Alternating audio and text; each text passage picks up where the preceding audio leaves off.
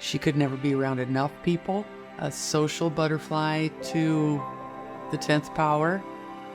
She always had to be right by my side, whatever I did.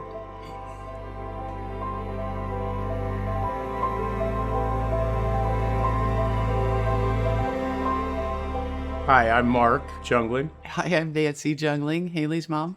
Anything social, she was there. Staying home was not an option. Until she got Emma. Emma was born early. Haley went in for a checkup, and they realized that she was running low on amniotic fluid, and she could not stay in there any longer. She was 4 pounds, 5 ounces. Hips were completely dislocated when she was born, which I guess is normal for preemies and normal for breech. 24 weeks in a cast from the time she was born until she was a year old. She was only 20 when she got pregnant with Emma, and She was a great mom. For a single mom, young.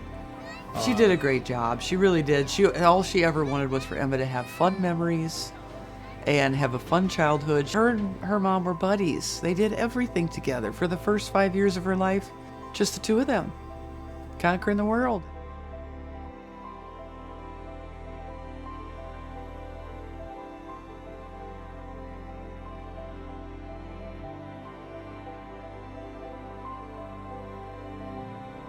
It was huge for us because everybody else, has their normal progression of their child development. We had ours delayed for quite a while because of the cast and the braces. But after that, she walked and ran like anybody else. You would have never known that one of her hips wasn't where it was supposed to be. Ride her bike, go to the park, Run, climb. climbing walls, rock walls. She'll do it all. Haley had just turned 27. She had a lot of difficulties with her diabetes diagnosis. She came to work and was not feeling well at all. It was another day at the ER, We thought. So they did a CT and found multiple blood clots around her heart and lungs. I was here babysitting my grandson and Emma, so I couldn't be there. Then she texted me and said she had thrown up from being in pain. Then I sent her the text about tell me where you are, what floor you're on, what room you're in, who's your doctor. And then she said, scratch that, they're doing it tonight. And that's the last. I had just gone to lay down with my grandson. My phone rang, and it was the doctor in Iowa City.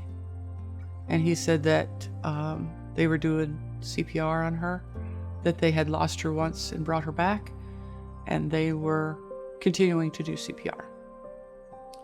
There's no way you can describe to someone what it's like when you get a phone call like that.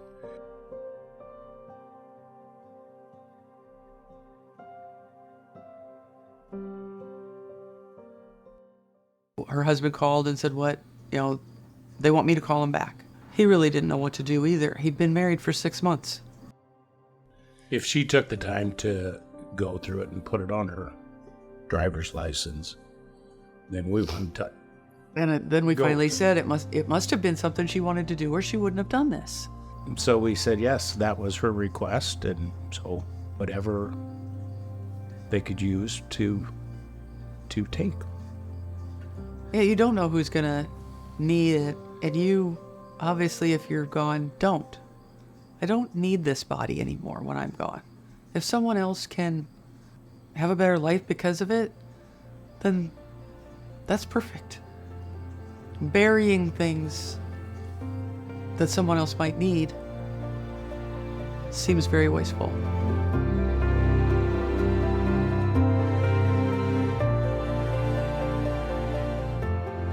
It is super important to have that conversation ahead of time. There's so many things that people think that's not going to happen to me.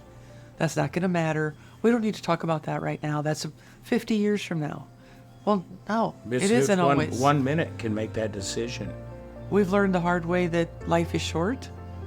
Have the conversations. Talk to someone. Even if it's a casual conversation over a drink. And say, hey, by the way, something happens to me. Donate everything. When Haley did pass in October of 21, Emma had nobody So we took her, started the adoption papers. In April of 22, we officially became Emma's parents. We didn't think we would have a second grader when we were in our 50s, but we do. Love you. Love you.